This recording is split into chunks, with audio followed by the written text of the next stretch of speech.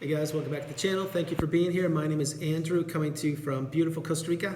Tonight's topic is going to be divide and conquer.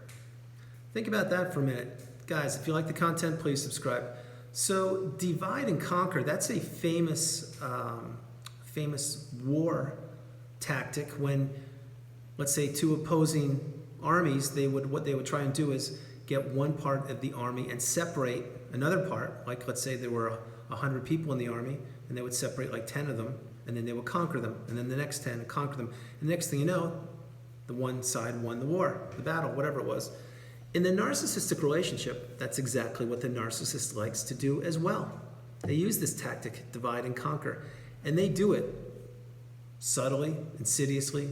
They do it without you even knowing about it, and it affects you.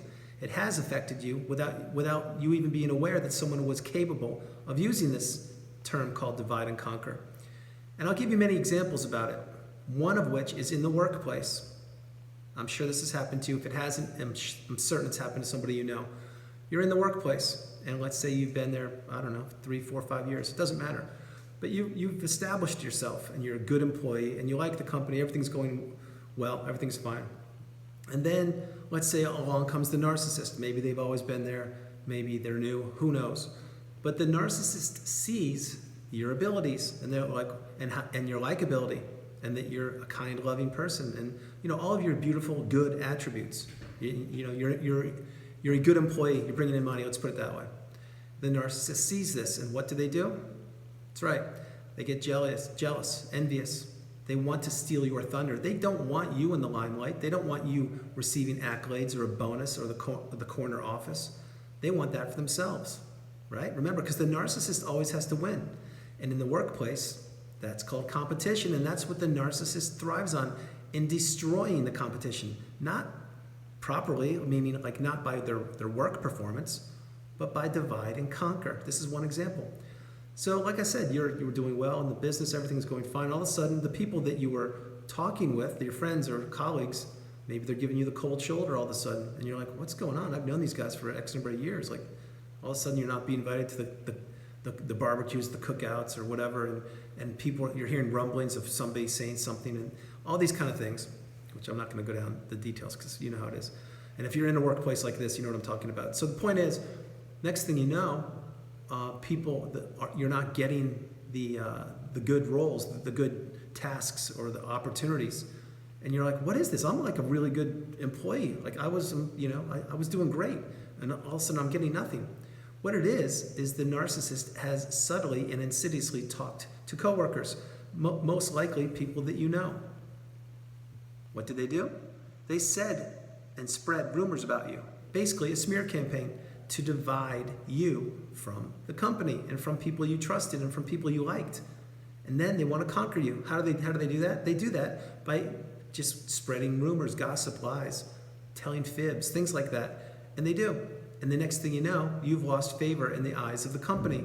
Maybe you didn't get that promotion even though you deserved it. Maybe you didn't get the pay raise. Who knows? But the thing is, this is the narcissist at play. It's exactly what they do. I shouldn't say at play, at work. It's what they do. And the narcissist knew this. And the next thing you know, maybe that business relationship or business you were working for, you couldn't take it any longer because people were believing what the narcissist said. And see, they had you exit the company and they took over. That is a real life example. That's what happens in the business workplace at times. Other examples of divide and conquer are with friends. Same kind of thing. Maybe you have a group of friends you used to go golfing with all the time.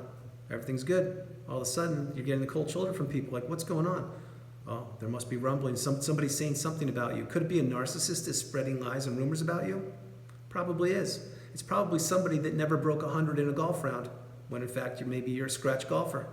And they just can't have it because you're getting attention and people want to golf with you. But to them, it's like, wow, I should be a scratch golfer, but I'm not. You see what I'm saying? These are ways to divide and conquer. It's exactly what the narcissist does. It's how they thrive. Same thing with family relationships. They do it there also. Maybe they don't talk to people for a month, a week, a year. Maybe it's years. Maybe they hold a grudge for a lifetime. They're trying to divide and conquer. Remember, what the narcissist likes is to isolate people. And when you don't know what narcissism is, to you, isolation is just like, okay, you're on a desert island stranded.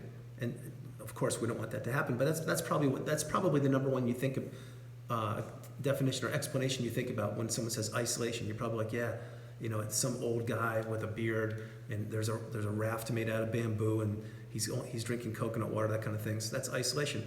Now that does happen, of course, but in real life, the narcissist wants you on that island. Trust me when I say it. That's where they want you, and how do they do that? By using divide and conquer many times. It's exactly what happens. Same thing if you're in a romantic relationship. The smear campaign kicked in, right? Then all of a sudden, those people that were talking with you or extended family members that you supported for years, what? They don't talk to you anymore. Why? Because they took the narcissist side, and they never even listened to you, never even talked to you. That's called divide and conquer again. You're on that island.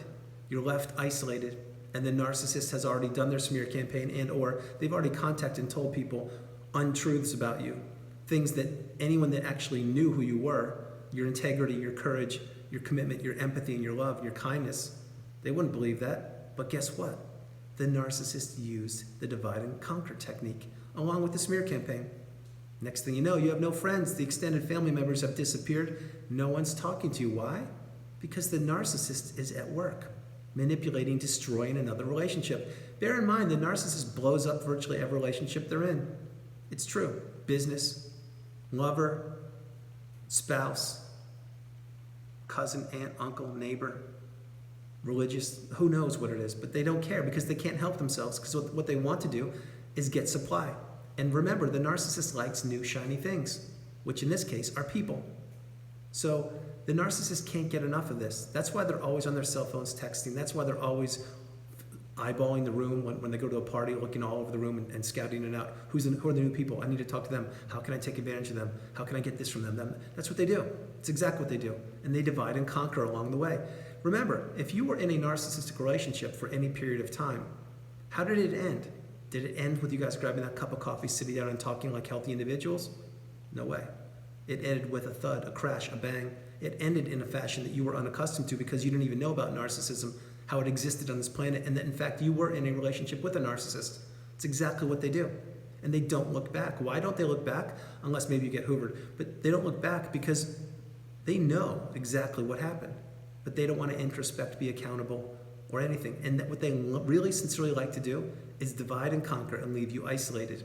That's exactly, because they don't want you to make it. They don't want you to succeed. They don't want you to do well. They don't want your bright light shining.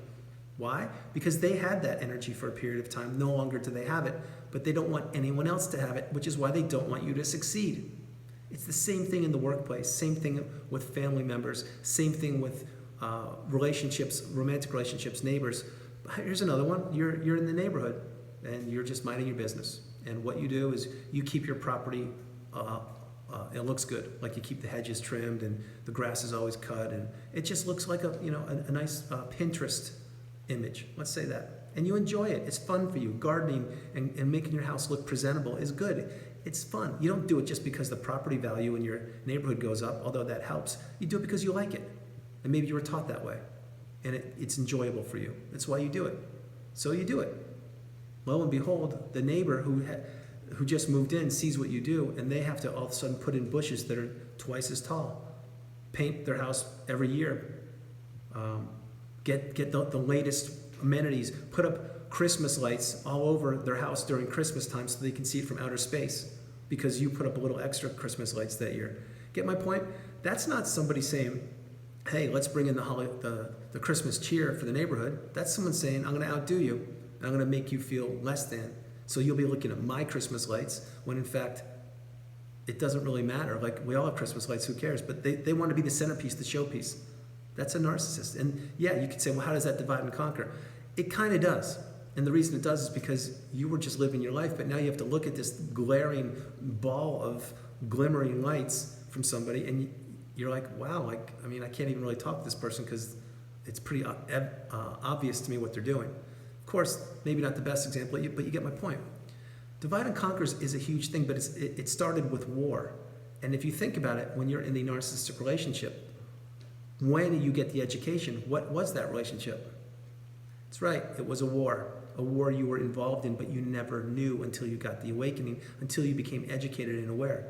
Every narcissistic relationship is a war. It's a battle. It's a struggle. You just don't know it until you get educated. It's that easy. But guess what? The narcissist knows it's war. That's why they are insidious. That's why they chip away at you. That's why they take. That's why they look at it as an opportunity. That's why they look at it as a challenge to defeat people. You see, divide and conquer is something the narcissist is well aware of in their arsenal, in their bag of tricks and manipulation. It's exactly, they love it. It's one of their favorite things to do because they don't look at a relationship as loving, kind, reciprocal, or that benefits people. They look at a relationship that benefits them, and that's all they care about. So divide and conquer, really think about what I'm mentioning in here. Yes, if you were in a relationship with a narcissist, it was a war because every day you were being gaslit or stonewalled or invalidated or experienced rage fits, or you just couldn't get any peace of mind. You were certainly walking around in eggshells when you went into the boss's office, I can tell you that. Like, what's it gonna be this time? I wanna get this meeting over with. It's never good. What's it gonna be today? That kind of thing, not good. It's divide and conquer. And again, the boss in the workplace, I'll say one more example for the boss in the workplace. Not a coworker, but a boss. Same thing. What they could do is they could call you in the office and say, hey, Jim is performing at such a high level. I think that you should be doing that too. And you're like, what are you talking about? I've been employee of the month for the last 7 months in a row. I'm the best employee there is here, and you know it.